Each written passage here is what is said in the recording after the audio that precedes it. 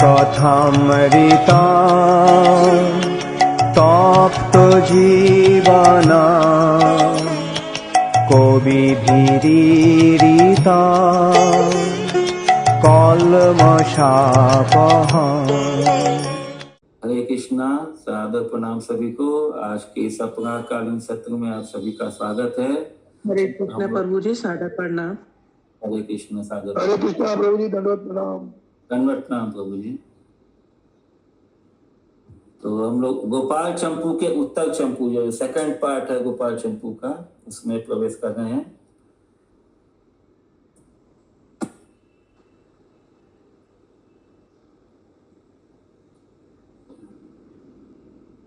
तो इस सत्र में भी स्निग्ध कंठ और मधु कंठ पूर्व की तरह नंद महाराज की सभा में भगवान की मथुरा और वृंदावन लीलाओं का, मथुरा और ये द्वारका लीलाओं का गायन करने के प्रस्तुत हो गए हैं। और सभी सभासद जो है और सुनाओ करके उनका उत्साहवर्धन कर रहे हैं।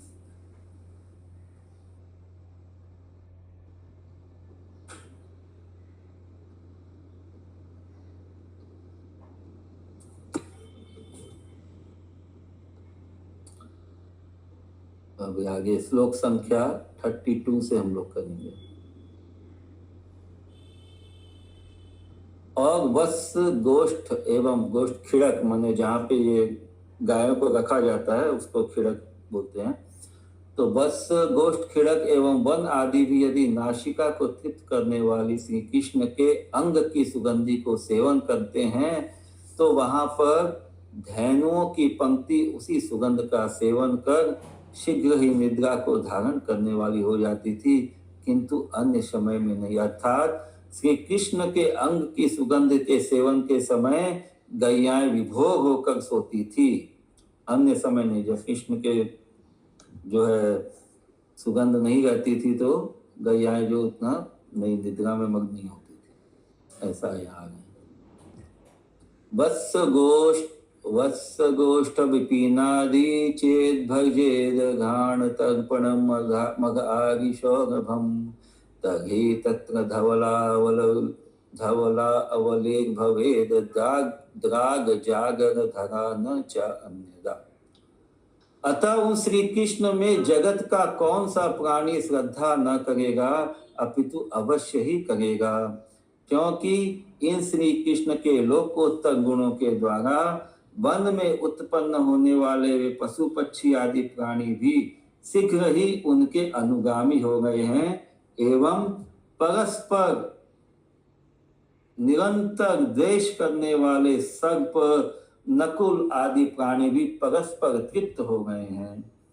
यदि ऐसी बात है तभी तो स्वयं श्री युक्त व्यास नंदन उत्पत्ति प्रलय चैव भूतानामागति गतिम वेत्ति विद्याम च सर्वाच्यो भगवान इति।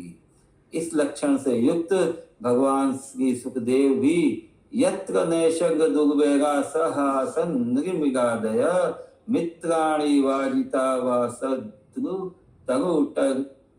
तरुटर्षकादिकम श्रीमद् भागवतम इत्यादि रूप वाले श्रीमद् भागवतक नामक दृढ़तर लेखों के द्वारा निरूपण कर सकते हैं, किंतु श्री कृष्ण के प्रकट होने से पहले ऐसा निरूपण नहीं कर सकते।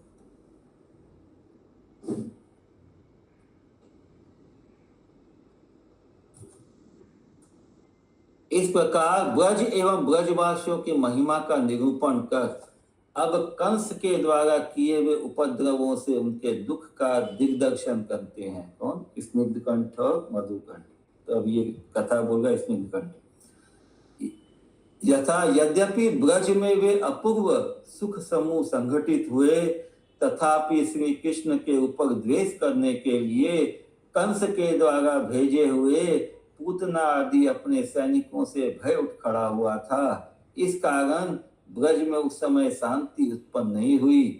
यह विचार कर इस ब्रज में मेरा चित्त तो भय के दूर करने वाली इस श्री कृष्ण लीला को निरंतर क्रमशः कहना चाहता है।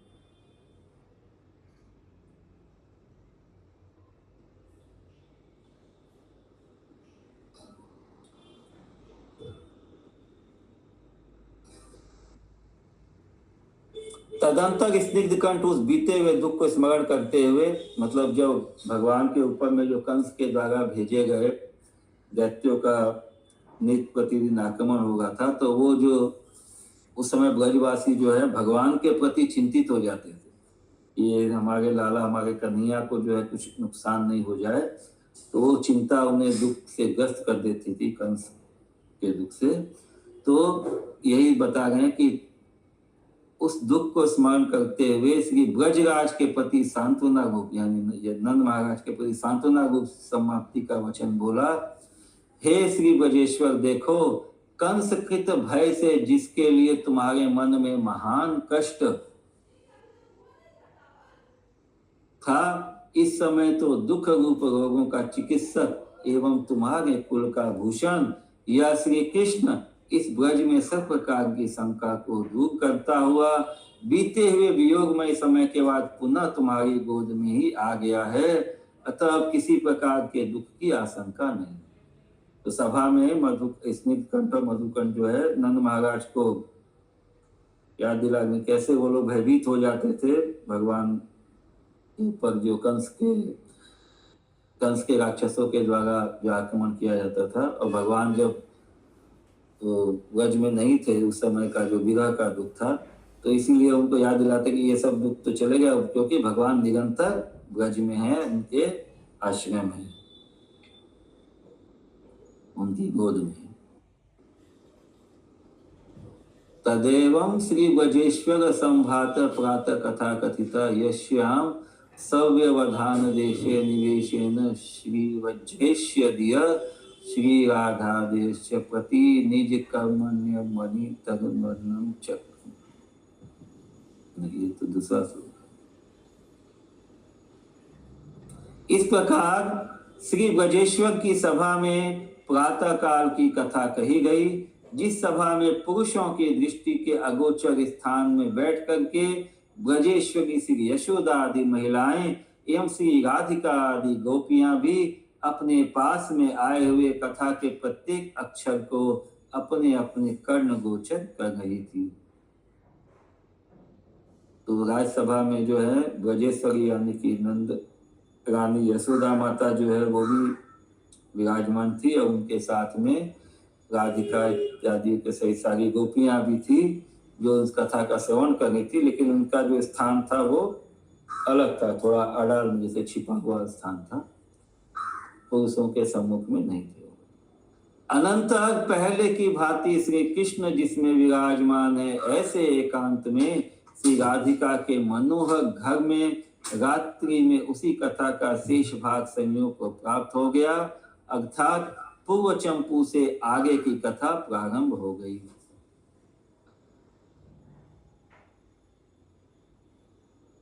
यानी कि अब उत्तर चंपू की जो कथा है वहां पे सभा में प्रारंभ हो गई, और जिसमें वैकुंठ नाथ की पत्नी महालक्ष्मी से भी इन ब्रजांगनाओं का सौभाग्य अधिक है, इस बात का निर्देश करता हुआ स्निग्ध कंठ बोला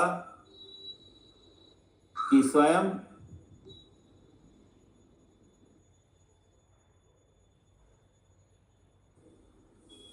स्निग्धकंठ बोला कि स्वयं लक्ष्मी देवी भी तपस्या करके स्वर्ण रेखा रूप दूसरे शरीर से श्री कृष्ण के हृदय पर विराजमान होकर भी रास लीला आदि महोत्सव में जिन श्री कृष्ण को साक्षात रूप से न प्राप्त कर सकी, उन्हीं श्री कृष्ण को ब्रज की लक्ष्मी स्वरूपा गोपी श्रेणी ने अपने वश में आए हुए प्राप्त कर कितना सुख प्राप्त किया, इस बात को कौन कवि किस प्रकार कह सकते हैं।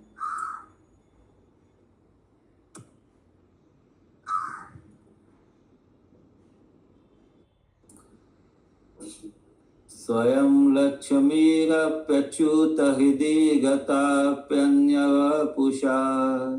तपस्तप्त्वायं क्लाप्यलभूत नगासादिमं हसि तमेतं गोविन्दं वशितमनुविन्दं व्रजरमागण सर्मा विन्दत कियदिति कथं का कथयतु।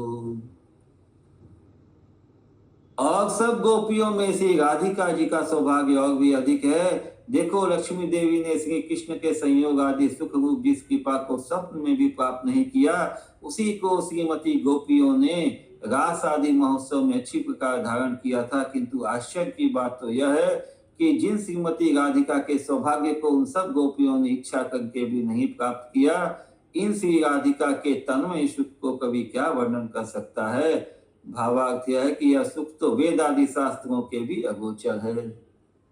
प्रसादम यम स्वप्ने अप्यलभत न लक्ष्मीरपि हरे तमेतं श्री गोप्य समदथ रासाधिमांसि अहो यस्या भाग्यं स्पृहतं अपि ताग्भीन कलितं किमस्य राधायाय कवयतु कविस्तन्मय सुखं इति। उसके बाद श्री कृष्ण के भावी विरह को स्मरण कर क्षण भर संतप्त होकर और चुप होकर पुनः बोला कि तथापि हे भैया मधुकंठ, इस विरह को उच्च स्वर से पुनः अनुवाद करने के लिए मेरी शक्ति संलग्न नहीं हो पा रही है। भावी विरह मतलब जो कृष्ण मथुरा के लिए प्रस्थान करने वाले हैं वृंदावन से, वो लीला का वर्णन आने वाला है। कारण अपने वंश के लोगों के द्वारा उन गोपियों का सब ओर से जो संरक्षण था वह कुलीन जनों के प्रशंसनीय था, तथा उनकी सती साधियों की सी जो रीति थी वह भी अचल थी। तथापि विशेष रूप से तत्त विषय से विचलित कर देने वाली, सभी पदार्थों का त्याग करने वाली श्री कृष्ण के प्रेम से होने वाली जो पीड़ा गोपियों के पक्ष में थी, वह प्रेम पीड़ा मेरे हृदय में विशेष मोह को विस्तारित कर गई है। श्री कृष्ण प्रेम जनित पीड़ा के कारण ही गोपियों का लज्जा आदि का त्यागना संभव हुआ है। यह भावार्थ है। कुलीनानां श्लाघ्या निज कुल जलोके परिवृत तथार्याणाम रीति यद्यपि किलताशाम विचला तथाप्युच्चैस्तत्तद्विचलन कृतध्वस्तनिखिला मुकुंद प्रेमार्ति मम हृदि विमोहं प्रथयति।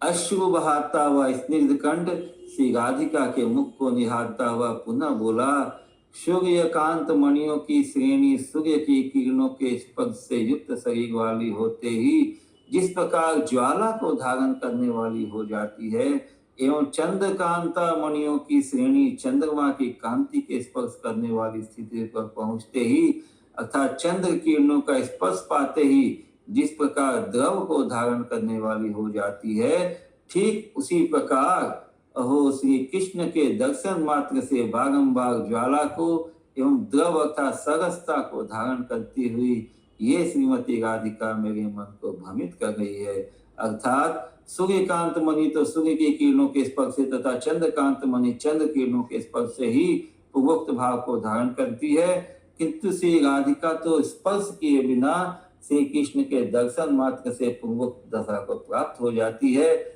इस आश्चर्य को याद करके मेरा मन भ्रांत हो जाता है। अतएव इसी प्रकार आवृत्ति करके पुनः तत्तद विषय पर बोलने लगा, यथा वे श्री कृष्ण जब उन गोपियों के किसी प्रकार भी दृष्टिगोचर हो जाते थे, तब वे उन गोपियों में पहले की तरह के स्फूर्ति की भ्रांति को उत्पन्न कर देते थे, किंतु साक्षात्कार को नहीं। और वे श्री कृष्ण जब कहीं पर उन गोपियों के स्पर्श को प्राप्त हो जाते थे, तभी वे पहले की तरह स्फूर्ति की भ्रांति को ही उत्पन्न करते थे, किंतु आलिंगन सुखादि को नहीं।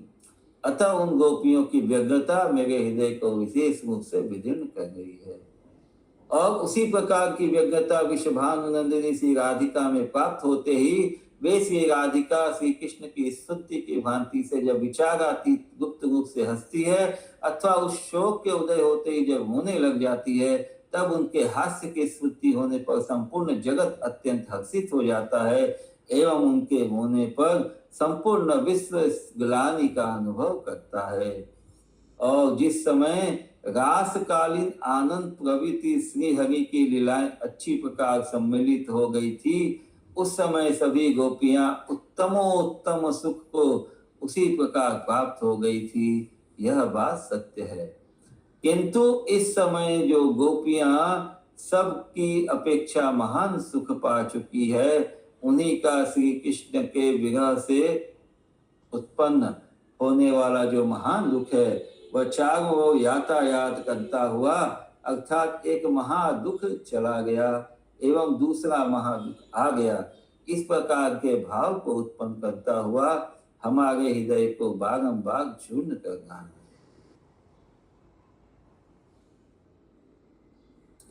श्री कृष्ण सभी गोपांगना गोपियाओं के बीच में केवल श्री राधिका के ऊपर अधिक स्नेह वाले होकर पहले असाधारण रूप से अपने हृदय में श्री राधिका का जो लालन पालन करते थे, अतः वह लालन पालन ही एवं ओहो हा नाथ, हा रमण, हा प्रियतम, हे विशाल भुजाओं वाले श्याम, तुम कहाँ छिपे हो प्यारे। रास के आरंभ में इस प्रकार का थोड़ा सा श्लोक भी हमारे सारे सुख को ही पी रहा है, अर्थात नष्ट कर रहा है। अतः मैं क्या कहूँ एवं क्या करूं, अर्थात कुछ भी समझ में नहीं आता।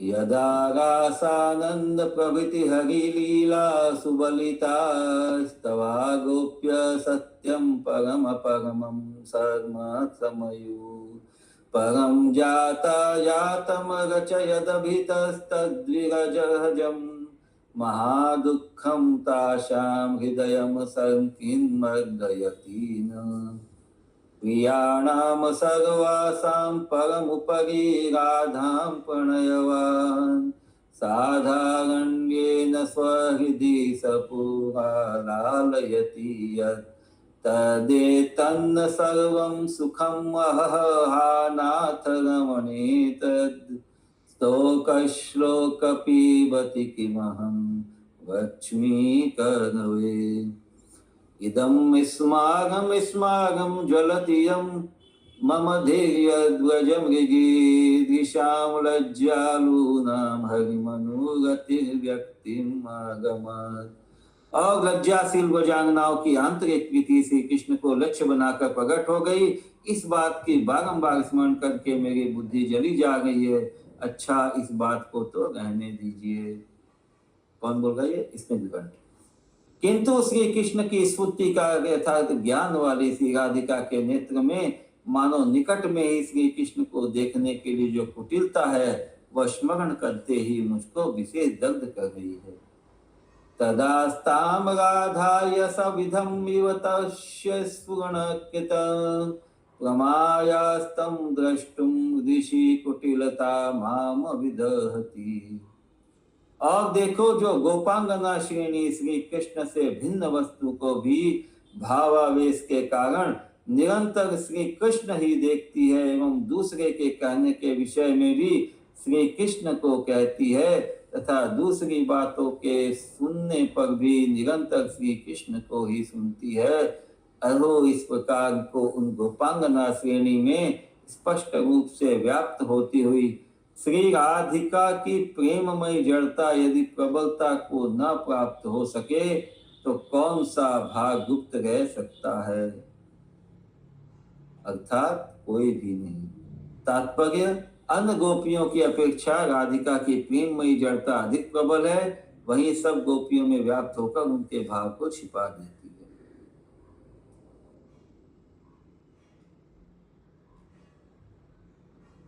श्री कृष्ण में गोपियों की जिस प्रकार प्रीति थी, उसी प्रकार श्री कृष्ण की प्रीति गोपियों में थी या नहीं, इसके उत्तर में कहते हैं कि अब गोपी जन वल्लभ श्री कृष्ण को उसी प्रकार की प्रेममयी कथा ग्रसित करने योग्य है, ग्रथित करने योग्य है। अथ वल्लभी वल्लभस्य अपि तथा कथा प्रथनीय। श्री कृष्ण में गोपियों की जिस प्रकार प्रीति थी, ये हो गया 49-50। देखो, जिस व्यक्ति के वश में सांसारिक संपत्ति रूप लक्ष्मी शोभा पाती है, उसी के वश में सुखों का समूह शोभा पाता है। अतः अपनी स्वरूप शक्ति रूपा करोड़ों भुवन लक्ष्मियों को अपने वश में करते हुए श्री कृष्ण स्पष्ट ही करोड़ों सुखों को प्राप्त करने योग्य है। तथापि संत जन लीला रस विशेष के अधीन होकर उस समय दूसरी रीति से भी अर्थात गोपी आदि प्रेम जनों के विरह में दुख के विस्तार के भान से युक्त भी श्री कृष्ण को देखते हैं। यथा कृषि आदि जीविका वाला व्यक्ति जिस प्रकार कृषि आदि जीविकाओं की ग्लानि हानि में ग्लानि को एवं उन्हीं जीविकाओं की वृद्धि में हर्ष को प्राप्त होता हुआ देखा जाता है, उसी प्रकार अंतःकरण की बात को जानने वाले विज्ञ जनों के द्वारा वे श्री कृष्ण भी अपनी प्रेयसी गोपियों की ग्लानि को एवं उनके दीप्ति मार्ग में अर्थात उनकी प्रसन्नता में प्रसन्नता का अनुसरण करते हुए देखे गए हैं।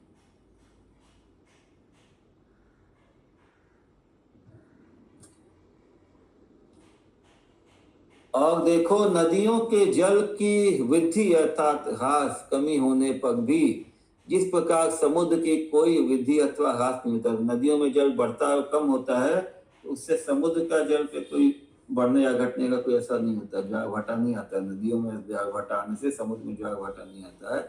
उसी प्रकार गंभीरता के कारण श्री कृष्ण की कृष्णता आदि प्रतीत नहीं होती, किंतु श्री कृष्ण के अनुगत जीवन की धारा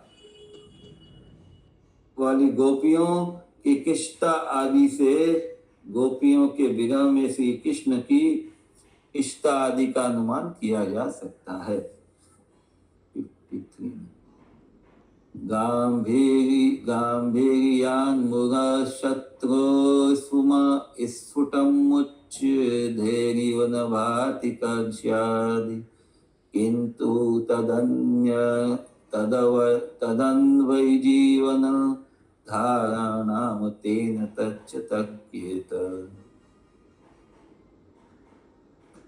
यद्यपि उन गोपियों के प्राप्त होने पर भी श्री कृष्ण को स्वतंत्रता नहीं मिली, तथापि अपने में मैं इनका प्रीतम हूँ इस प्रकार के अभिमान मात्र में उन्होंने निरंतर कृतज्ञता मान ली।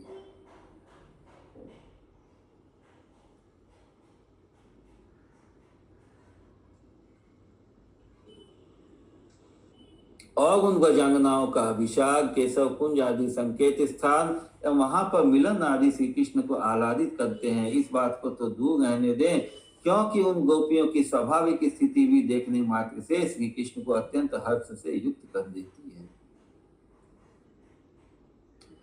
आस्तां वर्ज सुभ्रूणां अभिश्रित संकेत धाम मिलनादि स्वर्गस्थितिर्पीताशामवकालिता कृष्णमुन्मुदं कुरुते बलिमोक्षिता निजलक्ष्मीरेव लब्धुं ता सदोत्कतां यात कृष्णाभृश्चिन्तामणिव तासु च राधायमुचिन्तयन् इतराम्।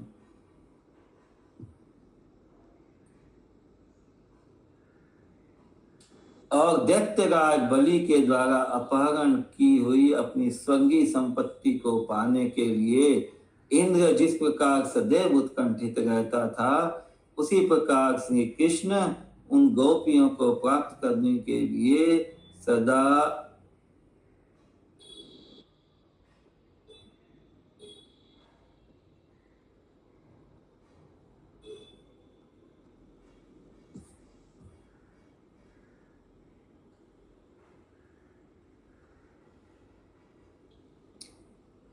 और श्री कृष्ण जब ब्रज की लक्ष्मी रूपिया उन गोपियों को देखते थे, तब एक निमिष भर का समय भी कल्प भर हो जाता था। एक क्षण भी जो है बहुत बड़ा हो जाता था, एवं अपने नेत्रों का पलक भी पर्वत श्रेष्ठ हो जाता था तथा अपने नेत्रों का जल भी समुद्र के समान हो जाता था। इसीलिए इस प्रकार का भाव उन गोपियों की ओर से ही श्री कृष्ण के प्रति प्रचारित हुआ है क्या, अथवा श्री कृष्ण की ओर से उन प्रेयसी गोपियों के प्रति प्रचारित हुआ है क्या, इस प्रकार ये दोनों बातें ही निर्णय को नहीं प्राप्त हो गई हैं, अर्थात ऐसा लोकोत्तर भाव विचार का विषय नहीं है।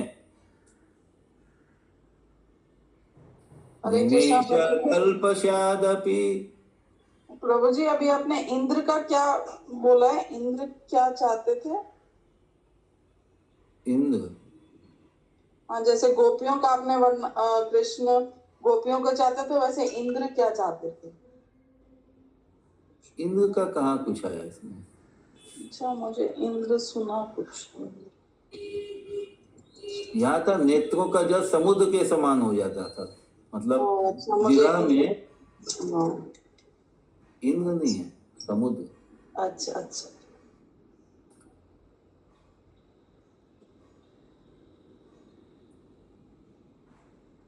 निमेष कल्पस्यादपि नयन पक्षमाचलवः तथा दृग्वाग्यब्धिर्वजवगमा पश्यति हरो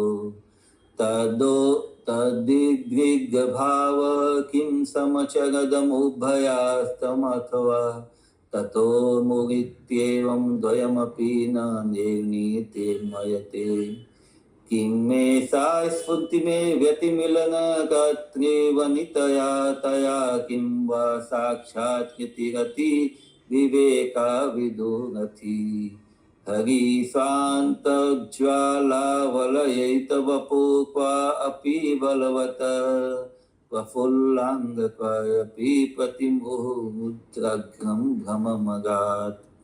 अब उस प्रेयसी वनिता के साथ मेरी यह स्फूर्ति परस्पर मिलने वाली है क्या, अथवा साक्षात्कार ही परस्पर संयोजक हो गया है क्या? प्रेम के कारण इस प्रकार की विवेचना में अनभिज्ञ बुद्धि वाले श्री कृष्ण कहीं पर स्फूर्ति होने पर तो अपनी अंतर ज्वाला से युक्त शरीर वाले होकर एवं कहीं पर प्रेयसी के साक्षात्कार होने पर विशेष प्रफुल्लित अंगों वाले होकर बारंबार अत्यंत ऊंचे भ्रम को प्राप्त हो जाते थे।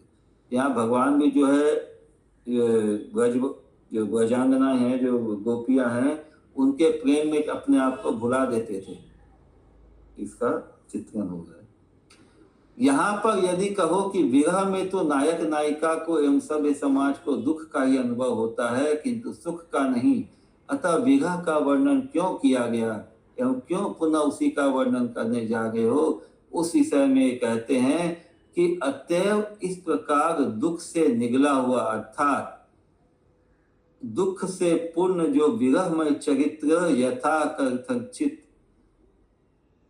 वर्णन किया गया एवं इससे भिन्न मथुरा गमन आदि विरहमय जो चरित्र वर्णन करने के लिए अत्यंत निकटवर्ती किया जा रहा है, मतलब किया जाने वाला है मथुरा का चरित्र, वह सब तो सबसे पिछले समय में परम सुख की प्राप्ति की निकटता के लिए संगठित हो जाएगा।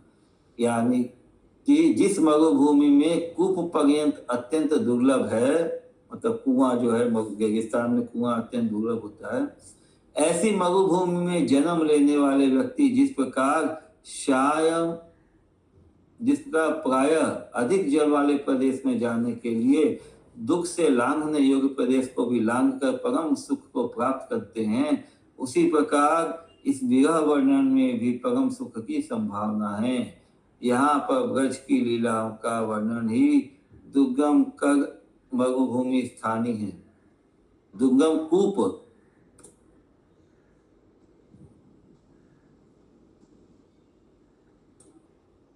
तो यहाँ पे उदाहरण दिया जाएगा कि जैसे ब्रज में रेगिस्तान में कुआं होना बहुत दुर्लभ होता है, वैसे ही यहाँ पर जो ये ब्रज की जो लीलाएं का वर्णन है, ये भी मरुभूमि में कूप के समान है, पानी के स्रोत के समान है। और मथुरा द्वारका आदि की लीलाओं का जो वर्णन है, दुर्गम लंघन स्थानीय तथा पुनः ब्रज में आने का वर्णन ही जल प्रदेश में गमन स्थानीय है, यह जानना चाहिए। तो पुनः जब भगवान का ब्रज में आगमन होता है तो वो जो भाव है वो दुर्गम कूप के समान है।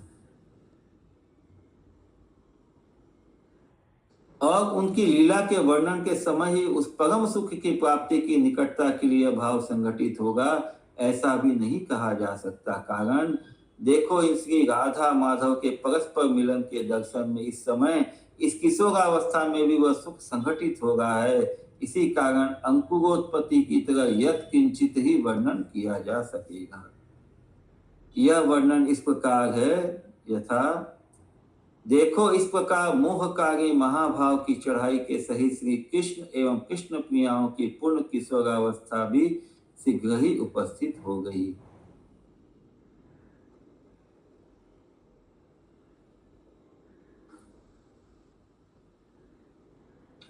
उनमें श्री कृष्ण की किशोरावस्था का वर्णन यथा मैं श्री कृष्ण रूप चंद्रमा का भजन करता हूँ, वह कैसा है? इसके उत्तर में श्री कृष्ण मैं चंद्रमा के धर्म आरोपित करता हुआ वर्णन करता हूँ। चंद्रमा की उत्पत्ति क्षीर समुद्र से हुई है, उसी प्रकार श्री कृष्ण चंद्र गोपराज श्री नंद रूप क्षीर समुद्र से उत्पन्न हुए हैं।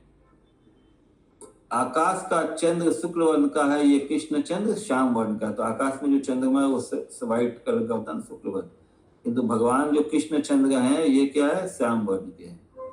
तथापि इसका सामंजस्य यह है कि कवियों के संप्रदाय में यश को शुक्ल वर्ण का माना जाता है। श्री कृष्ण अपनी सुंदर कीर्ति के द्वारा शुक्ल वर्ण वाले हैं। मतलब कवि लोग जो है यश को, जो मतलब गौरव को, वैभव को जो शुक्ल वर्ण का मानते हैं, व्हाइट पीस मानते हैं। तो इसीलिए श्री कृष्ण की जो सुंदर कीर्ति है वो शुक्ल वर्ण के समान है। श्लोक का पढ़ते हैं। तथा तत्र श्री कृष्णस्य यथा श्री गोपाधिपदुग्ध सिंधु जनितं सतकीर्ति शुभ्रं सुगत कृष्णाभावलितं सुदीर्घ नयन ज्योतिर्विधुताम्बुजम् गोपीनेत्र चकोर जीवन रुचिं काम प्रचाराकरम् कैशोरमृतपूर्णमव्ययकलं गोविंदचंद्रं भजे।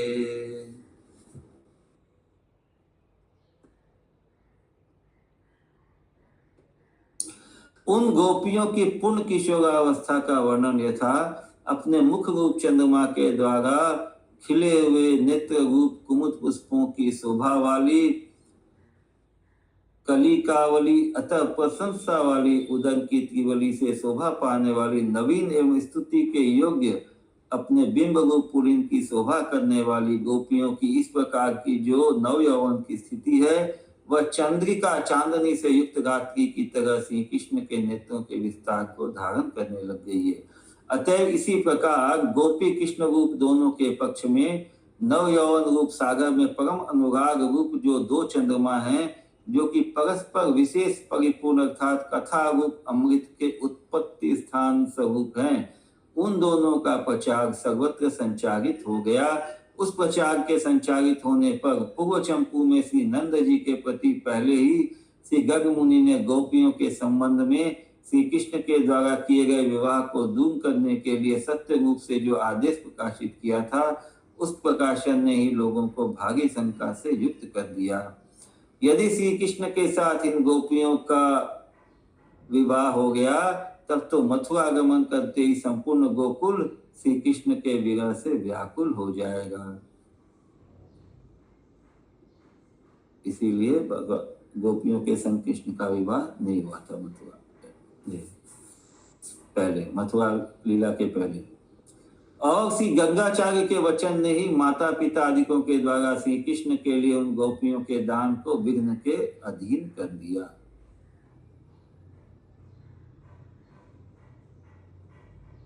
और जहां पर श्री कृष्ण की सेवा परिचर्या करती हुई एवं अपने स्वरूप को छिपाने के लिए नाम से पूर्णिमा तपस्या करती हुई तथा कष्ट के अधीन का सा आचरण करती हुई दूसरे उपाय को न देखती हुई साक्षात योग माया ने उन गोपियों के अन्यत्र अर्थात दूसरे के साथ विवाह को मिथ्या भाव व्यंजक ही निर्वाहित कर दिया। क्योंकि प्रायः कर्म के विशाल स्वप्न की कल्पना में भी सर्वत्र प्राय जागरण रूप से ही प्रचार देखा जाता है। अर्थात जैसे घोर निद्रा में सोने वाला व्यक्ति स्वप्न में दूसरे के घर में जाता है एवं वृक्ष आदि को पर चढ़ता भी है, किंतु यह भी कुछ भी सत्य नहीं, क्योंकि स्वप्न में है।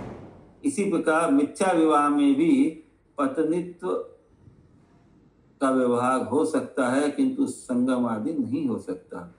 उसी प्रकार योग माया ने उनके पतियों के आभास मात्र जो पति हैं उनके अंग संग को भी भंग कर दिया। और जिस प्रकार मैंने सिद्धांत का दिग्दर्शन किया है, उसी प्रकार शिक्षित सुख पक्षी की तरह यथार्थ रूपेण श्री सुखदेव जी ने भी अपनी अपनी स्त्रियों को अपने अपने पास मानते हुए ब्रजवासियों ने श्री कृष्ण की माया से मोहित होकर श्री कृष्ण के ऊपर मिथ्या दोषारोपण नहीं किया इत्यादि रीति से दिग्दर्शन कराया। यहाँ पे बता रहे हैं कि जो भगवान जब वापस आते हैं उस समय ये प्रश्न उठता है कि ये गोपियों का ऑलरेडी विवाह हो चुका है, तो योग माया जो है, पौर्णमासी जो है योग माया, वो बताती है कि इनका जो विवाह हुआ है ये केवल छाया विवाह रूपी है। जैसे इनकी जो छाया मात्र है जो इनका विवाह हुआ है, ओरिजिनल जो सेट है वो गोपियां जो है भगवान के विरह में अभी भी विरह में है, ऐसा ये बताते हैं।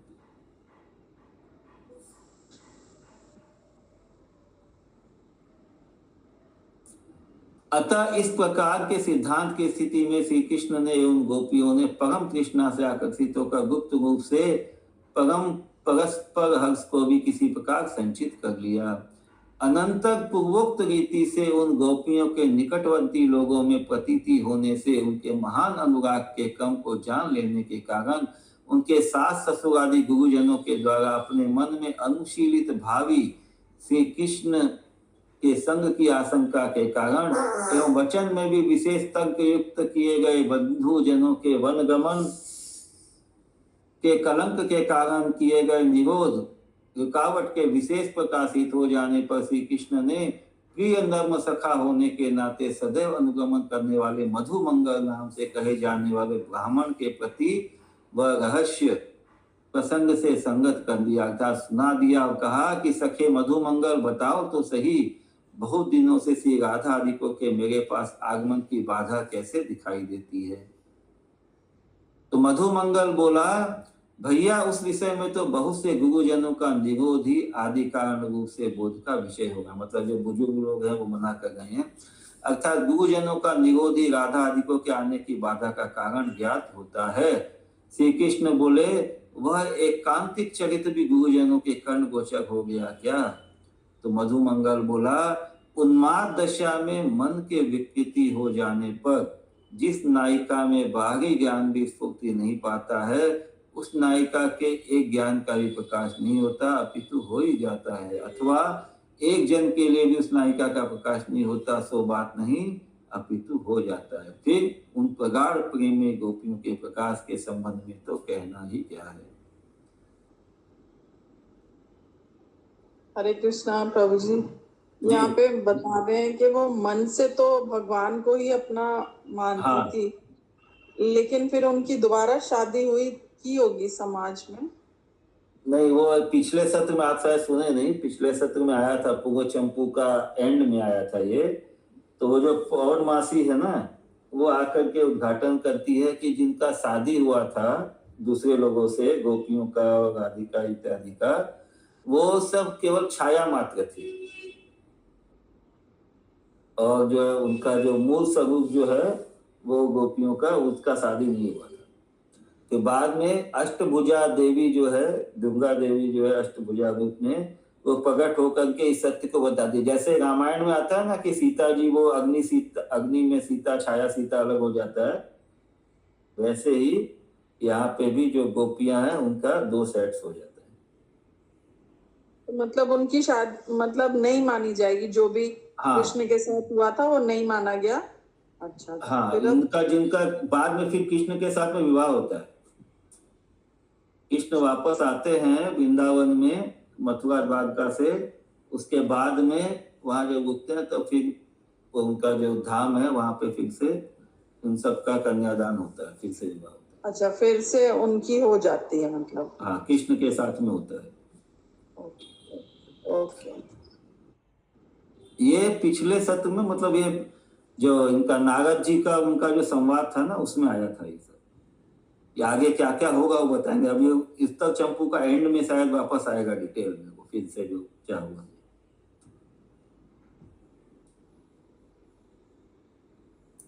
मधुमंगल बोला, भैया कृष्ण, मेरे मुख से तो प्रीति के प्रतिकूल या निरोध आदि का विषय यद्यपि सुखपूर्वक नहीं निकलता है, तथापि आपके प्रश्न की रीति के अनुसार ही उसको कथन का विषय करता हूँ। देखो, मैंने भी आपकी उन प्रेयसियों के विषय में कुलीन स्त्रियों का यह प्रसिद्ध गाली देना निश्चित रूप से सुना है, उसको आप सुन लीजिए या समझ लीजिए।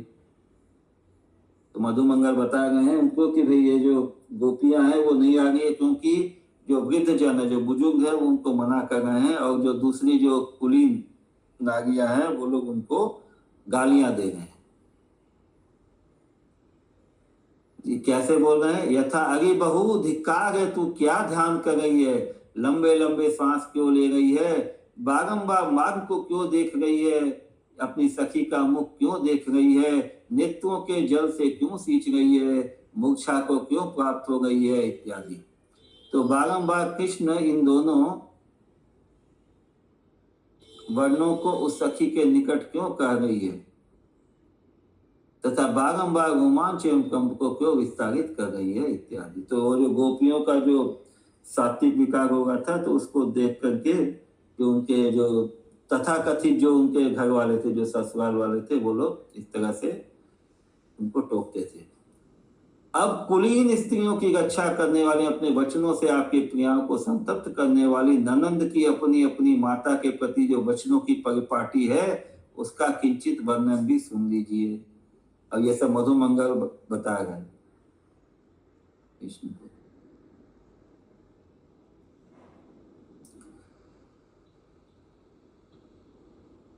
अथ कुलपालिका पालिकायास्तासां गुणता कार्यं प्रतिस्वरम मातरम प्रतिवचनया दिग्वर्णनम च।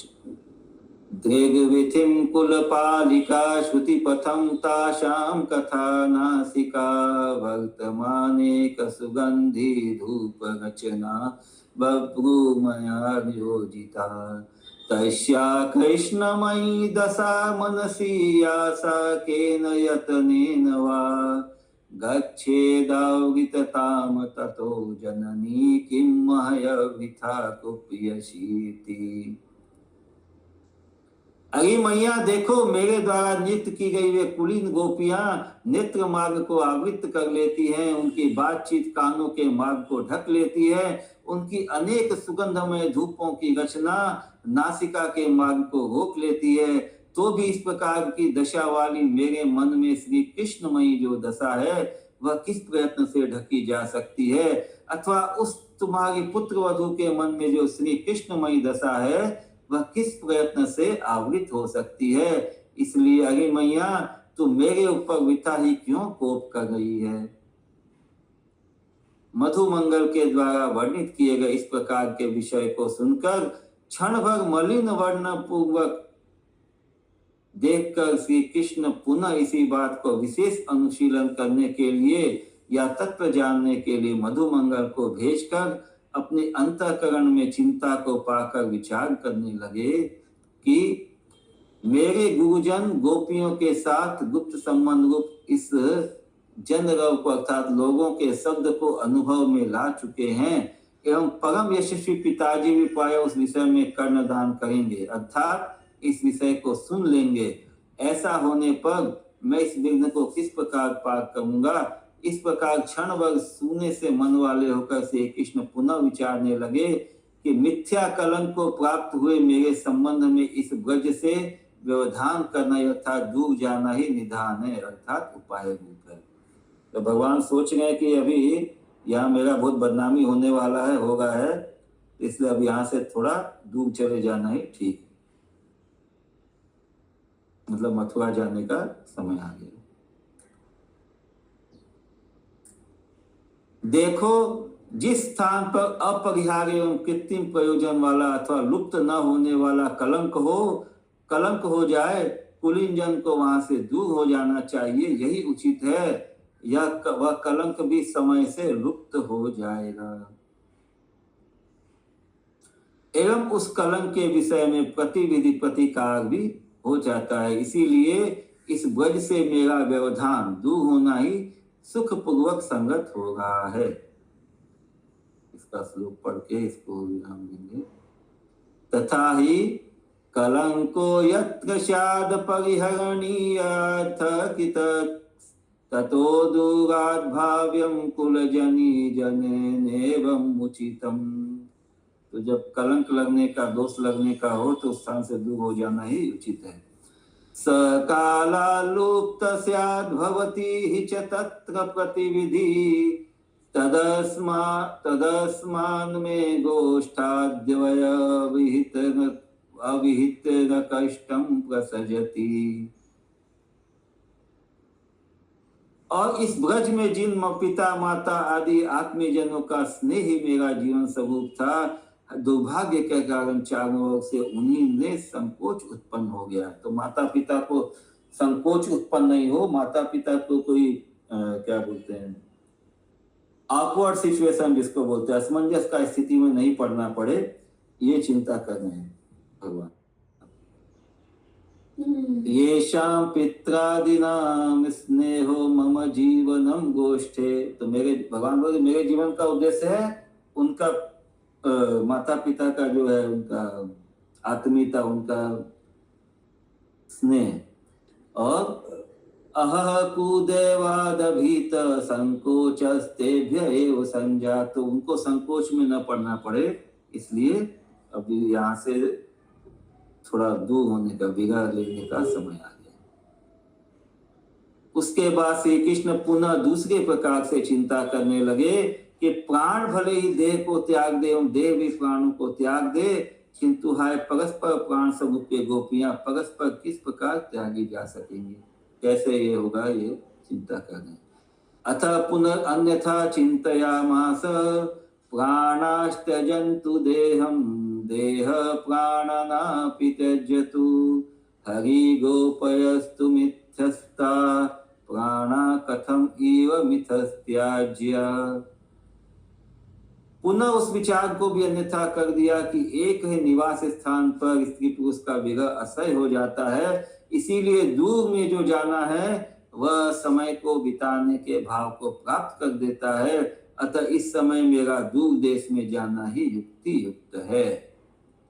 पुनस्तदपि च अन्यथा चकार एकस्मिन्नावासे दंपत्यो भवति दुस्सहो विरह तस्माद् दूरे गमनम समयम गमनीयताम नयति। तो भगवान बोलते कि वहां से दूर चले जाएंगे तो ये सब जो अभी इतना उत्कंठा है वो सब शांत हो जाएगा। इस प्रकार कर्तव्य का निर्णय करके श्री राधिका के अपूर्व भाव को स्मरण कर विलाप करते हुए बोले, किंतु हा विषभानु नामक अपने पिता की किरणों को एवं कीर्तिदा नामक अपनी माता की कीर्ति को देने वाली राधिके, जन्म से ही मेरे में मन होने के कारण सुंदर मन के भाव को धारण करने वाली प्रिय, हा कुमार अवस्था से लेकर काया वाणी एवं मन की सुकुमारता रूप महोत्सव के द्वारा सबको हर्षित करने वाली प्राणेश्वरी, हा मेरे बिना भाव की अर्थात मेरे विरह की भावना रूप ज्वाला जाल में विशेष तृष्णा वाली मेरे विरह अग्नि के समूह में कष्ट पाने वाली प्रिय, दूसरा उपाय न होने के कारण मुझको किसी प्रकार कष्ट से थोड़े समय के लिए पाकर पुनः बारंबार न पाकर दुख से दग्ध होने वाली प्रिय, दया युक्त दैते मेरे में विश्राम करने वाली प्रिय, इस समय निंदनीय कठोरता के कारण मेरे त्यागने की इच्छा का विषय होकर तुम मेरे बिना किस प्रकार जीवित रहोगी। हा सर्वा सुखादिके राधिके, तुम मेरे विरह में कौन से परलोक में जाओगी। ये श्लोक का कंप्लीट कर देते हैं। किंतु हा वृषभानु भानु कीर्तिदा कीर्तिदायिनी, हा जन्मत एव मनमनस्तया सन्मनस्ता धायिनी, हा कुमारतामारभ्य कायवाक मनसु कुमारता पर्वणा सर्वहर्षिणी, हा मद विना भाव भावना ज्वाला जाल समुत्कर्षित तर्षिणी हा गत्यंतर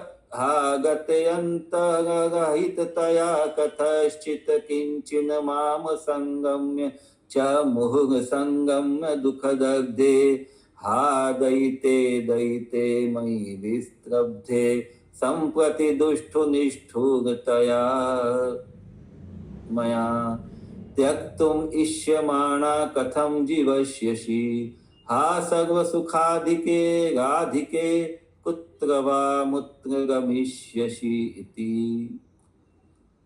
तो इस कथा को यही विराम देते हैं। अगले दिन हम लोग ये श्लोक संख्या 84 से आगे बढ़ेंगे। श्री गोपाल चंपू की जय, श्री उत्तर चंपू की जय, श्रील जीव गोस्वामी पाद की जय, श्रील प्रभुपाद की जय, समस्त वृंद की जय।